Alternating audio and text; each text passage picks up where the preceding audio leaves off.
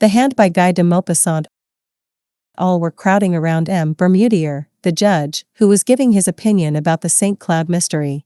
For a month this inexplicable crime had been the talk of Paris. Nobody could make head or tail of it. M. Bermudier, standing with his back to the fireplace, was talking, citing the evidence, discussing the various theories, but arriving at no conclusion. Some women had risen, in order to get nearer to him, and were standing with their eyes fastened on the clean-shaven face of the judge, who was saying such weighty things. They were shaking and trembling, moved by fear and curiosity, and by the eager and insatiable desire for the horrible, which haunts the soul of every woman. One of them, paler than the others, said during a pause, "It's terrible. It verges on the supernatural. The truth will never be known." The judge turned to her. "True, madam, it is likely that the actual facts will never be discovered. As for the word supernatural which you have just used, it has nothing to do with the matter. We are in the presence of a very cleverly conceived and executed crime, so well enshrouded in mystery that we cannot disentangle it from the involved circumstances which surround it. But once I had to take charge of an affair in which the uncanny seemed to play a part. In fact, the case became so confused that it had to be given up." Several women exclaimed at once, "Oh! Tell us about it." M. Bermudier smiled in a dignified manner, as a judge should, and went on, "Do not think, however, that I, for 1 minute, ascribed anything in the case to supernatural influences. I believe only in normal causes. But if, instead of using the word supernatural to express what we do not understand, we were simply to make use of the word inexplicable, it would be much better. At any rate, in the affair of which I am about to tell you, it is especially the surrounding, preliminary circumstances which impressed me. Here are the facts. I was, at that time, a judge at Ajaccio, a little white city on the edge of a bay which is surrounded by high mountains. The majority of the cases which came up before me concerned vendettas. There are some that are superb, dramatic, ferocious, heroic. We find there the most beautiful causes for revenge of which one could dream, enmities hundreds of years old, quieted for a time but never extinguished, abominable stratagems, murders becoming massacres and almost deeds of glory. For 2 years I heard of nothing but the price of blood, of this terrible Corsican prejudice which compels revenge for insults meted out to the offending person and all his descendants and relatives.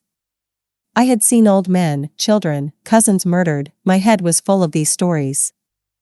One day I learned that an Englishman had just hired a little villa at the end of the bay for several years. He had brought with him a French servant, whom he had engaged on the way at Marseilles. Soon this peculiar person, living alone, only going out to hunt and fish, aroused a widespread interest. He never spoke to anyone, never went to the town, and every morning he would practice for an hour or so with his revolver and rifle. Legends were built up around him. It was said that he was some high personage, fleeing from his fatherland for political reasons. Then it was affirmed that he was in hiding after having committed some abominable crime. Some particularly horrible circumstances were even mentioned. In my judicial position I thought it necessary to get some information about this man, but it was impossible to learn anything. He called himself Sir John Rowell. I therefore had to be satisfied with watching him as closely as I could, but I could see nothing suspicious about his actions. However, as rumors about him were growing and becoming more widespread, I decided to try to see this stranger myself, and I began to hunt regularly in the neighborhood of his grounds. For a long time I watched without finding an opportunity. At last it came to me in the shape of a partridge which I shot and killed right in front of the Englishman. My dog fetched it for me, but, taking the bird, I went at once to Sir John Rowell and, begging his pardon, asked him to accept it. He was a big man, with red hair and beard, very tall, very broad, a kind of calm and polite Hercules. He had nothing of the so-called British stiffness, and in a broad English accent he thanked me warmly for my attention. At the end of a month we had had 5 or 6 conversations. One night, at last, as I was passing before his door, I saw him in the garden, seated astride a chair, smoking his pipe. I bowed and he invited me to come in and have a glass of beer. I needed no urging. He received me with the most punctilious English courtesy, sang the praises of France and of Corsica, and declared that he was quite in love with this country.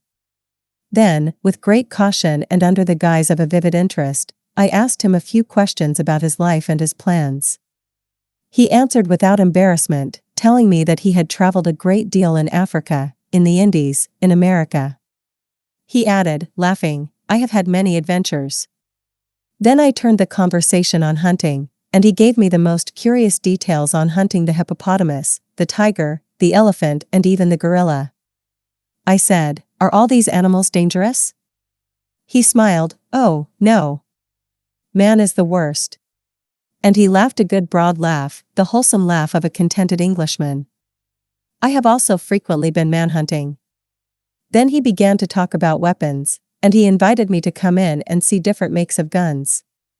His parlor was draped in black silk embroidered in gold. Big yellow flowers, as brilliant as fire, were worked on the dark material. He said, "It is a Japanese material." But in the middle of the widest panel a strange thing attracted my attention. A black object stood out against a square of red velvet. I went up to it. It was a hand, a human hand. Not the clean white hand of a skeleton, but a dried black hand, with yellow nails, the muscles exposed and traces of old blood on the bones, which were cut off as clean as though it had been chopped off with an axe, near the middle of the forearm.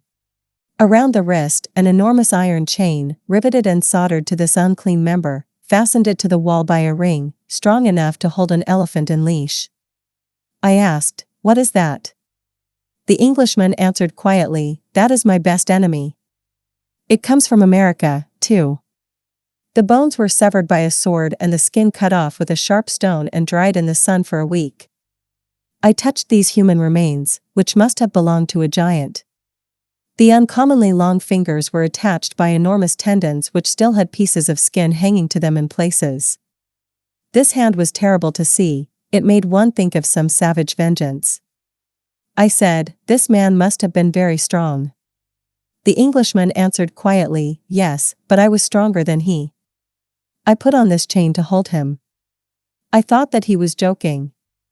I said, "This chain is useless now, the hand won't run away." Sir John Rowell answered seriously, "It always wants to go away. This chain is needed." I glanced at him quickly, questioning his face, and I asked myself, is he an insane man or a practical joker?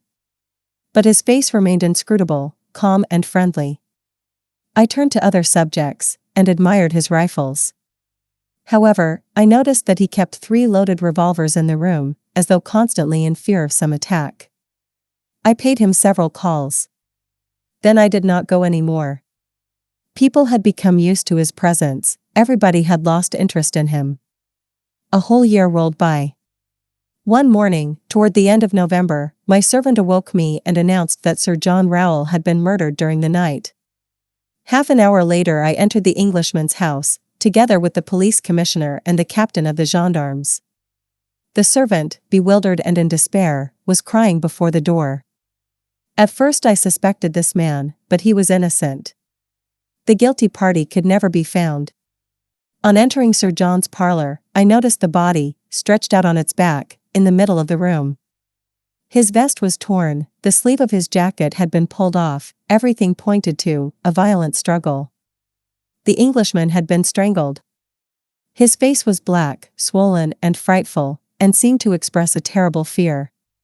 He held something between his teeth, and his neck, pierced by 5 or 6 holes which looked as though they had been made by some iron instrument, was covered with blood. A physician joined us. He examined the finger marks on the neck for a long time and then made this strange announcement, "It looks as though he had been strangled by a skeleton." A cold chill seemed to run down my back, and I looked over to where I had formerly seen the terrible hand.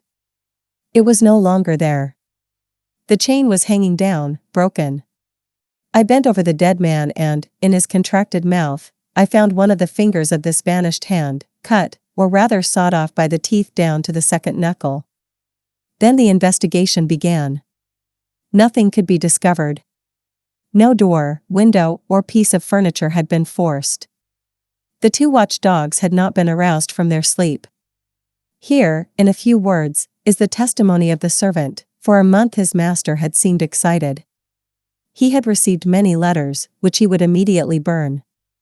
Often, in a fit of passion which approached madness, he had taken a switch and struck wildly at this dried hand riveted to the wall, and which had disappeared, no one knows how, at the very hour of the crime.